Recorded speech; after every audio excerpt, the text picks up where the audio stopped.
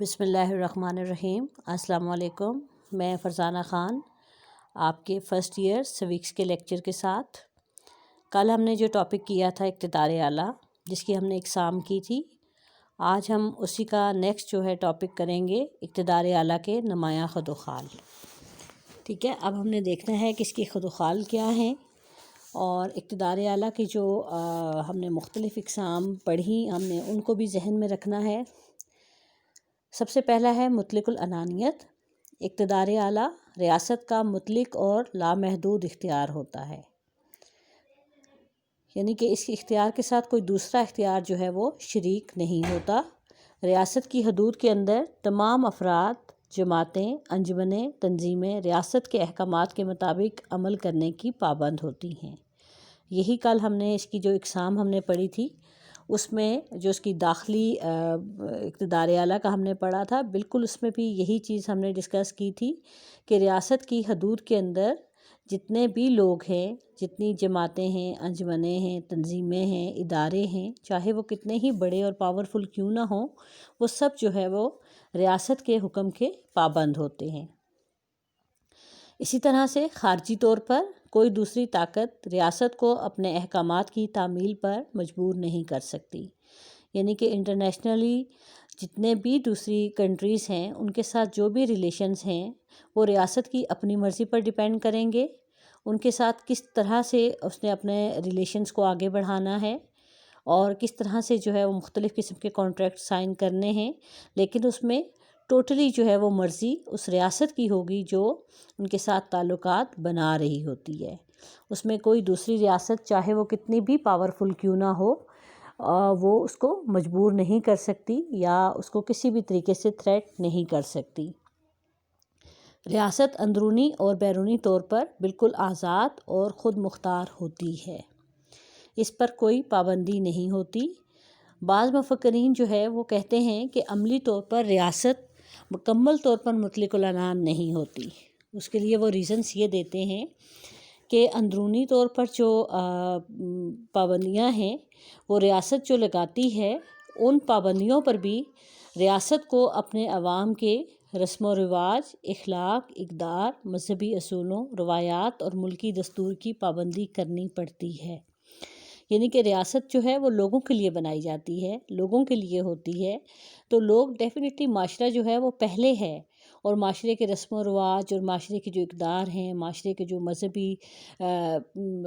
مذہب ہے، مذہبی جو اس لحاظ سے جو ان کے عقیدے بنتے ہیں، لوگ تو انہی پر عمل درآمد کر رہے ہوتے ہیں۔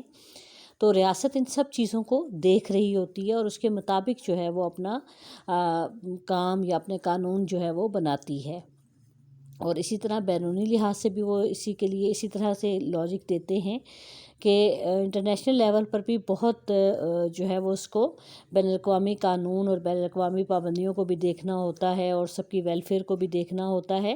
لیکن اس میں ہم یہ کہتے ہیں کہ ریاست جو ہے وہ جو بھی پابندیاں لگائے گی، چاہے وہ اندرونی لحاظ سے ہم اس کے اقتدار اعلیٰ کو ڈیفائن کرتے ہیں یا بیرونی لحاظ سے، تو اس میں ٹوٹلی ریاست اپنی مرضی کی پابند ہوتی ہے، اپنی مرضی سے جس طرح سے وہ قانون بنانا چاہے یا جس طریقے سے وہ رولز بناتی ہے، پالیسیز بناتی ہے، اس کو کوئی مجبور نہیں کر سکتا۔ بالکل اسی طرح سے بین الاقوامی سطح پر وہ جس طرح سے اپنے آپ کو ریپریزنٹ کرتی ہے یا جتنا وہ اپنا کنٹریبیوشن دیتی ہے امن و امان کے لیے، یا کسی ملک میں جنگ بندی کے لیے یا جنگ کے لیے، یا کسی بھی طرح سے جو معاہدے کرتی ہے، اس میں وہ کسی کے حکم کی پابند نہیں ہوتی۔ تو اس طرح سے جو ہم پہلے ڈسکس کر رہے تھے کہ اقتدار اعلیٰ جو ہے وہ مطلق العنان ہوتا ہے، یا اس کو ہم مطلق العنانیت کے ہیڈنگز کے ساتھ ہم دیکھتے ہیں، تو وہ بالکل اپنی جگہ پر صحیح ہے کہ ریاست کو کوئی پابند نہیں کر سکتا۔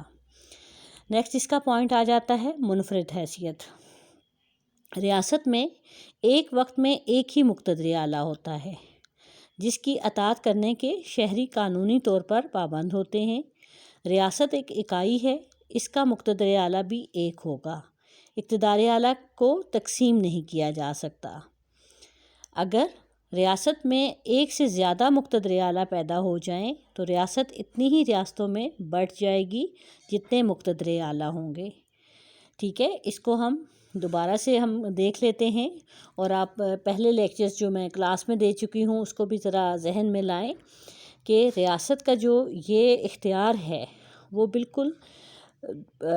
تمام جتنے بھی اختیارات ہیں یا جتنے بھی اداروں کے یا ایسوسیشنز کے اختیارات ہوتے ہیں ان سے برتر ہوتا ہے، ان سے اعلیٰ ہوتا ہے، اور یہ ایک ہی اختیار ہے، اور اگر یہ اختیار کسی اور کو منتقل ہو جاتا ہے تو اس کا مطلب ہے کہ ریاست کی اپنی حیثیت ختم ہو جاتی ہے، وہ دوسری ریاست کے تابع ہو جاتی ہے یا بالکل وہ ختم ہو جاتی ہے، اس کو ہم تقسیم نہیں کر سکتے۔ جس طرح سے شیخ سعدی نے کہا تھا کہ ایک کمبل میں 10 فقیر سو سکتے ہیں لیکن 2 بادشاہ ایک سلطنت میں نہیں رہ سکتے، یہاں پر وہ بادشاہ کے حوالے سے یا حکمران کے حوالے سے بات کر رہا ہے، لیکن ہم بات کرتے ہیں کہ